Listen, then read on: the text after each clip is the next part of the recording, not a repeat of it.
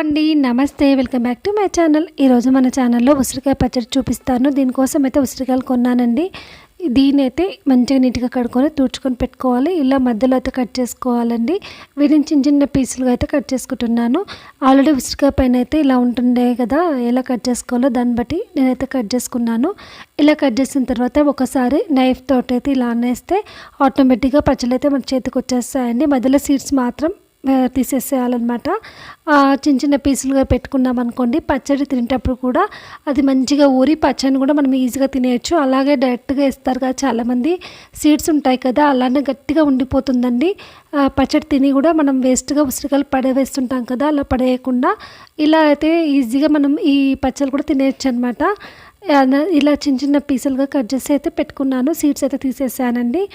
ఇలా తీసేసుకున్న తర్వాత ఒక గిన్నె అయితే తీసుకొని స్టవ్ మీద అయితే పెట్టుకున్నాను. ఇందులోకి 1 స్పూన్ వరకు మెంతులు వేసుకోవాలి. అలాగే 1.5 స్పూను ఆవాలు వేసుకోవాలి. ఇవన్నీ మంచిగా ఫ్రై చేసుకోవాలండి.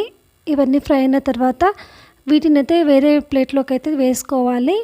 చిన్న మంట మీద అయితే ఫ్రై చేసుకొని అప్పుడే ఆవాల పొడి, మెంతుల పొడి చాలా బాగుంటుంది. చూడండి, ఇవన్నీ ఫ్రై అయినాయి. ఒకసారి అయితే కలిపేసుకుంటున్నాను. తర్వాత స్టవ్ అయితే ఆఫ్ చేసుకున్నాను. వీటిని అయితే వేరే ప్లేట్లోకి అయితే వేసుకొని మిక్సీ జార్లోకి పౌడర్లా చేసుకున్నాను. ఇప్పుడు సేమ్ అదే గిన్నెలో మనం ఒక బౌల్ నిండా అయితే ఆయిల్ అయితే వేసుకున్నానండి. ఏ బౌల్ అయితే మనం ఉసిరికాయలు తీసుకున్నానో దాని నిండా అయితే ఆయిల్ అయితే వేసుకున్నాను. ఒక 1/2 కప్పు ఉంటుందండి. ఇప్పుడు ఇందులోకి మనం కట్ చేసి పెట్టుకున్న ఉసిరికాయలు అయితే వేసుకుంటున్నాను. ఇలా అన్ని ఉసిరికాయలు వేసుకొని మరీ మెత్తగా ఉడికించుకోకుండా కొంచెం వరకు అయితే ఉడికించుకోవాలి. ఒక 90% అయితే ఉడికించుకోండి. ఒక 10% అయితే మనకి పచ్చడిలోని మంచిగా ఇట్లా మెత్తగా అవుతుందన్నమాట ముక్కలు. ఒకసారి అయితే కలిపేసుకుంటున్నాను. చూడండి, ఈ మాత్రం ఫ్రై అయితే సరిపోతుంది. వీటిని ఒక ప్లేట్లోకి అయితే తీసుకోవాలి. ఉసిరికాయల ముక్కలు పచ్చడిలో గట్టిగా ఉండడం కంటే నాకు ఇలా సాఫ్ట్ వంటనే ఇష్టం అండి. ఇది మరీ మెత్తగా ఉడకలేదండి. జస్ట్ ఒక 70% మాత్రమే ఉడికించుకున్నాను. మిగతా 30% మన పచ్చడిలోని ఊరుతుందన్నమాట. ఇలా మొత్తం పచ్చళ్ళన్నీ ఒక ప్లేట్లోకి అయితే వేసుకుంటున్నాను. ఇప్పుడు అదే గిన్నెల్లోకి 1 స్పూన్ వరకు ఆవాలు వేసుకోవాలి. అలాగే ఇంకొక స్పూన్ వరకు జీలకర్ర అయితే వేసుకుంటున్నాను. ఇవన్నీ మంచిగా ఫ్రై అవ్వాలండి. ఇప్పుడు వెల్లుల్లిపాయలు కూడా వేసుకుంటున్నాను. ఇలా పొట్టు తీసిన వెల్లుల్లిపాయలు అయితే వేసుకోవాలి. అలాగే ఎండుమిర్చి కూడా వేసుకుంటున్నాను. ఇది మీ ఇష్టం అండి. వెల్లుల్లిపాయలు ఇష్టంగా తినాలనుకుంటే కొంచెం ఎక్కువనే వేసుకోండి, బాగుంటుంది. ఇలా మొత్తం కలుపుకోవాలి. పచ్చివాసన పోయేంత వరకు మంచిగా ఫ్రై చేసుకోవాలి. ఇప్పుడు ఇందులోకి కొంచెం కరివేపాకు కూడా వేసుకుంటున్నా. ఇప్పుడు స్టవ్ అయితే ఆఫ్ చేసుకుంటున్నాను. ఇప్పుడు ఒక బౌల్ తీసుకొని అందులోకి మనం ఫ్రై చేసుకున్న ఉసిరికాయ ముక్కలు అయితే వేసుకోవాలి.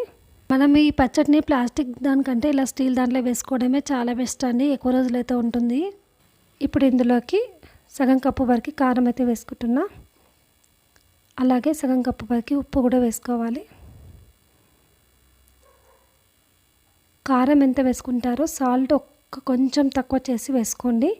అలాగే ఇప్పుడు మెంతుల పొడి ఉంది కదా, ఆవాల పొడి, అది కూడా వేసుకుంటున్నా. ఇవన్నీ పీసులకి అంటుకునేటట్లు బాగా కలుపుకోవాలి.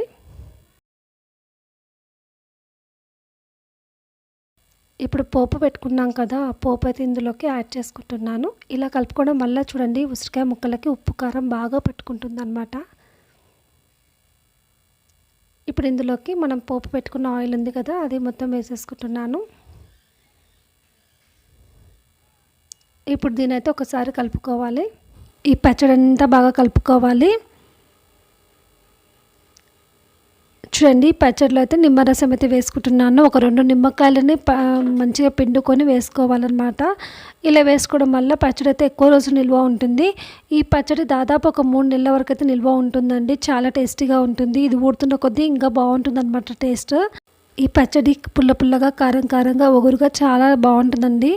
వేడివేడి అన్నంలో వేసుకొని తిన్నా చాలా బాగుంటుంది. మనం డైలీ తినడం వల్ల మనకు సి విటమిన్ అయితే బాగా వస్తుందన్నమాట.